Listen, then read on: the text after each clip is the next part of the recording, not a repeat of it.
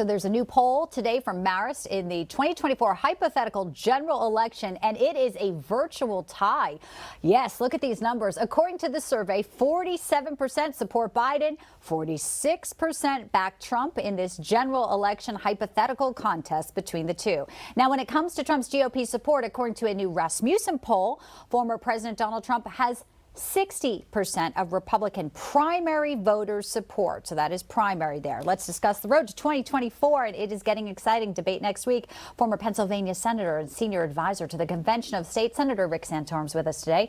And also spokeswoman for Make America Great Again, Inc. and former assistant press secretary under Trump administration, Karoline Leavitt. Welcome to you both today. Good to see you. Thank you. Thanks. So it looks like right now Trump probably won't debate. And with those numbers, a lot of folks say maybe that's a good thing. He has more to lose than gain. Newsmax has also learned that GOP moderators are preparing questions with or without Trump there. And, you know, I'll go to you first, Senator Santorum. Even though he's not there physically, a lot of this will be a bit of the Trump show still, many say. Well, that's sort of the problem every candidate running against Donald Trump has, which is he just dominates everything. And it'll be interesting to see whether the questions are Trump related or whether they stick to the issues. I suspect, given that the moderators work for a network and that network wants to see good ratings, and Trump drives ratings, so probably a big chunk of the debate will be about Donald Trump. That is not good news for the other Republican candidates. As a candidate, you want to be able to talk about what you want to do, your agenda, your contrast between the other candidates, and not spend all your time talking about one particular candidate who's in the news all the time. So Fox will drive a lot of this that narrative, and we'll wait and see how they play it. Yeah, it's going to be very interesting. Karoline, okay, so you are with Make America Great Again, Inc. I want to get your reaction to something that just came out. A new memo written by leaders of a pro-DeSantis super PAC has been put out there by the New York Times. And the memo basically says during this debate, DeSantis should defend Trump. And it even puts in some strategy that he should go after Vivek Ramaswamy, calling him fake. And also, if Christie attacks Trump, that he should also deflect on that. What do you think of this memo being sort of leaked here and some strategy of what the DeSantis camp is thinking? It is very, very telling, and it essentially admits that Ron DeSantis' campaign is in full-down meltdown mode. It's been imploding since his failure to launch on Twitter Spaces a few months ago.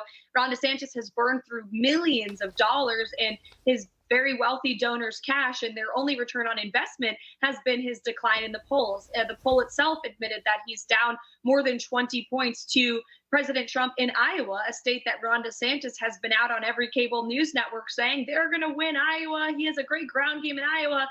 He's not making up the difference. In fact, he's failing to third place to Senator Tim Scott, and now he's in third place to Chris Christie in New Hampshire. The most egregious part of this memo, in my humble opinion, was where they said that he should show emotion when talking about his family. Ron DeSantis is not likable. His advisors know that. They've had to remind him to be likable. That's something you can't make up. Yeah, and let's bring in Rick, because Rick, you've run for president, and you were talking about the Iowa State Fair. Let people see who you are. I did note this headline today, and it was a good one for DeSantis. The Washington Post headline says Florida Ron DeSantis is throwing off some weird and awkward vibes, but Americans see themselves in him. And I thought that was an interesting way to sort of talk about his personality, which some say has not really been his best-selling trait on the campaign trail. What do you make of that headline? Well, I'm not sure that I would like that headline, but what people are looking for, I know in Iowa, having done this, is they're looking for authenticity. And if Ron DeSantis is not a warm and fuzzy guy and is not a particularly glib guy and has some awkwardness to him, then you have to own it and make fun of it, play with it. Don't try to be something you're not. And the key for DeSantis to overcome it is to embrace it and sell that this is something that could be a positive for him as a leader of the country, someone who is maybe not the alpha male, maybe not the dominant guy that maybe Donald Trump is, but maybe something different and more relatable to the average person. Right. Again, take your weaknesses and try to turn it into a strength. There you go. You would know. You've been out there on the road. You know how it is. People want to get the real essence of you. Authenticity is so key. Great to have you both in with us today. Obviously, we'll be watching the debate stage very closely next week, but good to see you. Senator Santorum and Karoline, thank you both. Thank you. Thank you.